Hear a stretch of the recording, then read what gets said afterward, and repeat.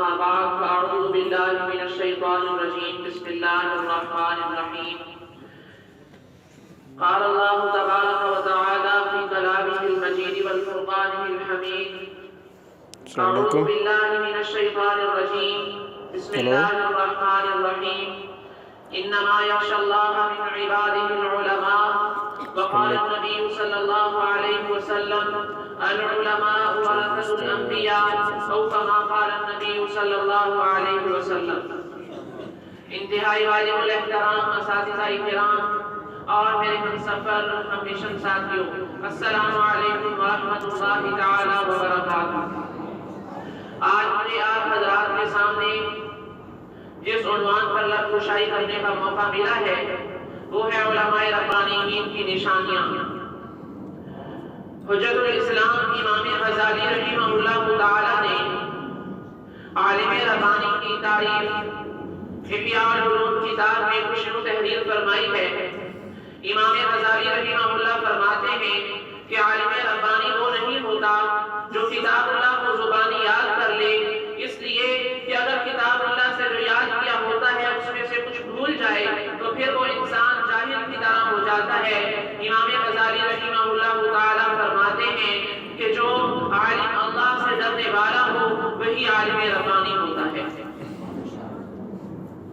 انتہائی واجب الاحترام اساتذہ کرام اور میرے ہم مشن ساتھیوں، علماء کرام نے عالم ربانی کی 4 نشانیاں بیان فرمائی ہیں۔ ان میں سے پہلی نشانی اپنے اور اللہ کے درمیان تقویٰ کا معاملہ کرنے والا ہو۔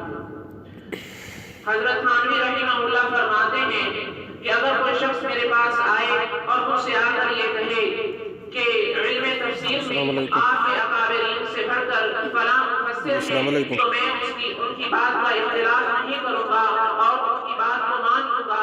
حضرت تھانوی فرماتے ہیں کہ اگر کوئی اور شخص آئے اور مجھ سے آ کر کہے کہ حدیث میں آپ کے اکابرین سے بڑھ کر فلاں محدث ہیں تو میں بغیر کسی اختلاف کے اس بات کو بھی مان لوں گا۔ آگے حضرت تھانوی فرماتے ہیں کہ اگر مجھ سے کوئی کہے آپ کے اکابرین سے بڑھ کر فلاں فقیہ تو میں بغیر کسی دلیل کے اور بغیر کسی اختلاف کے ان کی اس بات کو بھی مان لوں گا۔ آگے حضرت تھانوی خود فرماتے ہیں کہ میں یقین اور دعوے سے کہہ سکتا ہوں کہ بے نفسی اور تعلق مع اللہ میں اور الہیت میں میرے اکابرین کا کوئی ثانی نہیں۔ اور تواضع کا یہ عالم تھا ہمارے اکابرین میں۔ امیر شریعت سید عطاء اللہ شاہ صاحب بخاری نفر اللہ مرفدہ ایک جلسے میں تشریف لے گئے تو آپ سے پہلے حضرت مولانا محمد علی جلندری صاحب رحمہ اللہ تعالی نے تقریر کی۔ شاہ صاحب ان کی تقریر میں واہ واہ سبحان اللہ کہتے رہے۔ جب شاہ صاحب کی باری آئی تو انہوں نے یہ کہہ کر جلسہ برخاست کر دیا کہ مولانا محمد علی جلندری کے بعد میری تقریر کی ضرورت نہیں ہے۔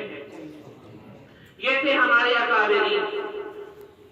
خدا یاد آئے جن کو دیکھ کر غرور کے پتلے، خدا یاد آئے جن کو دیکھ کر غرور کے پتلے، نبوت کے یہ وارث ہیں یہی ذل رحمانی، رہے دنیا میں اور دنیا سے بالکل بے تعلق ہوں، رہے دنیا میں اور دنیا سے بالکل بے تعلق ہوں، پھرے دریا میں اور قبروں کو ہرگز نہ لگے پانی۔